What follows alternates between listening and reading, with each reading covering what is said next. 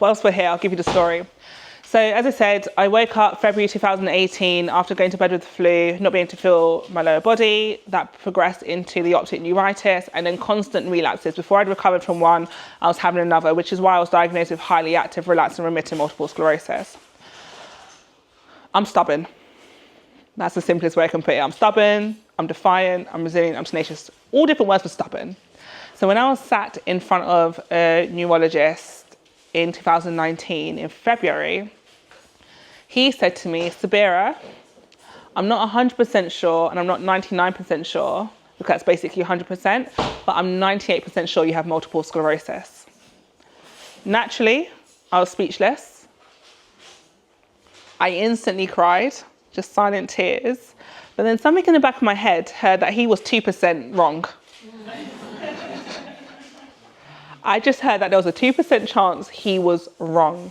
And up until that point, I had done everything that they teach you to do to create work-life balance and to, live a healthy lifestyle of work, of travel, of food. And I just knew it wasn't working because I'm still here regardless. And I am analytical in mind.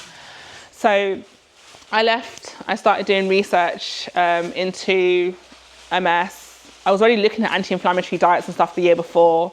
So I just carried on doing research because the 2% chance he was wrong. So the following month now, March 2019, I've been transferred to a new neurologist over at Queen Square. So if you doubt it, I'm at Queen Square Hospital for Neurology and Neuroscience. Like, this is a real diagnosis. It got real. And so I'm sat in front of my new neurologist and he went, so when you got diagnosed last month? And I went, who got diagnosed last month? Like, it was literally inconceivable to me that he had diagnosed me. He said he was 98% sure. And so I remember sat in front of this new neurologist and I went, where did I go wrong? And he said, you didn't. These things just happen, which is the worst thing you can tell an analyst, that these things just happen. And so I then remembered a conversation I had had with one of my professors in my last year of economics. It was econometrics, my favourite subject, with my favourite professor. He knew my mum was in a coma. And I had walked into the lab and he said, Sabira, how are you managing? Now, my default was to be comedic, comic relief. And I went, I'm not, but I'm coping. And at the time, I was just trying to be tongue-in-cheek and diffuse it, like, sir, look, I made it to lecture, just let me get on with the class. But when I was sat in front of that new neurologist, that flashed back to my memory and it made me realise that actually I had been coping, I hadn't been managing at all. And especially when it comes to stress, coping with stress is like knowing how to swim. You can be a strong swimmer, you can be a great swimmer, but eventually you're going to get tired. And if life is like an ocean where you can't control the waves, you don't know what's in the depths of it, you can only swim for so long. Managing stress is like knowing how to surf. When you know how to surf, number one, you've got your surfboard, so if you do get tired, you can kick back, chill, have a sense of distance between what's in the unknown. You can also enjoy the ride. When the waves come along, you feel confident in control to stand up and ride the wave. You understand that there are dangers, so actually not every wave you'll take on. But more importantly, you know the ocean, so you just won't go in if you know it's not a good day to surf. I had been coping for years. I had been swimming, drowning in plain sight, and I wanted to learn how to surf. And that's when I stopped and took a step back. So as you were speaking to me, I made a decision, being as stubborn as I was, that I was going to redefine MS from multiple sclerosis to multiple stress.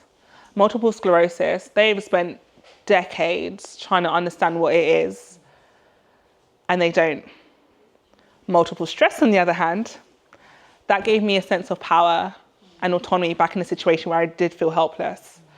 And so I started eliminating all unnecessary stress in my life.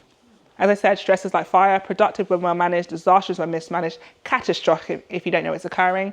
I started to look at which stress were occurring that I wasn't aware of, that were being catastrophic, and eliminated them. Looked at the unnecessary stress, eliminated them. So that looked like getting rid of the £8,500 worth of consumer debt.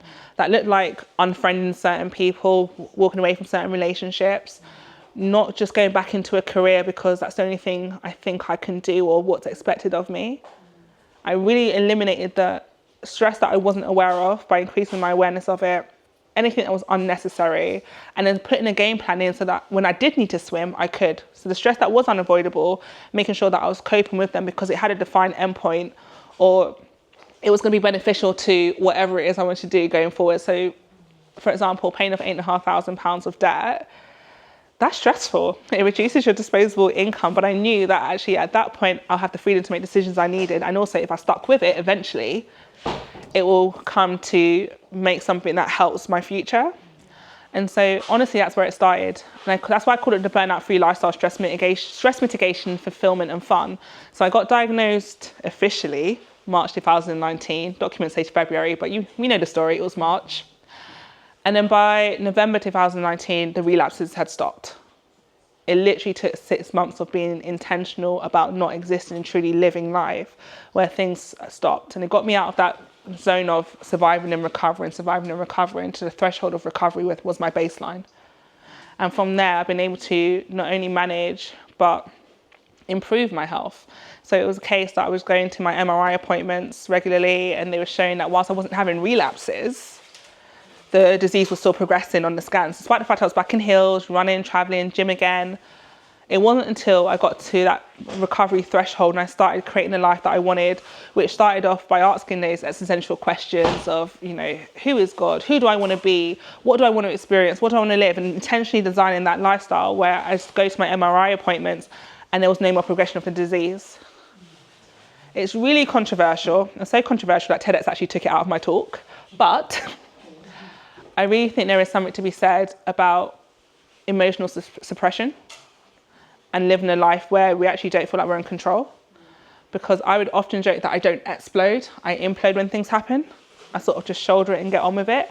And then I saw my MRI scans, I was literally imploding. There were white blotches everywhere.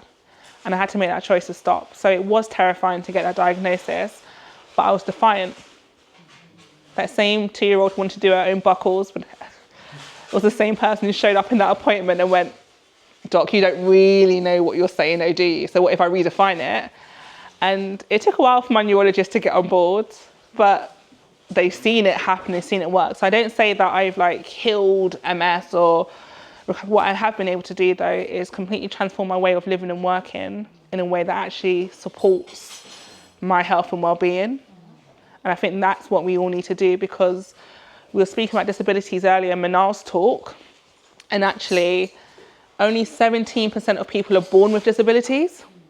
73% acquire it over their lifetime, which means any of us, God forbid, of course, can go to bed and suddenly wake up with a completely different reality, which was my reality.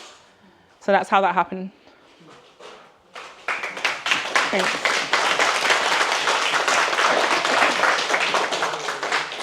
I'm seeing the food come in, so I'm trying to give them more time to set up. So we still have some questions, if that's okay.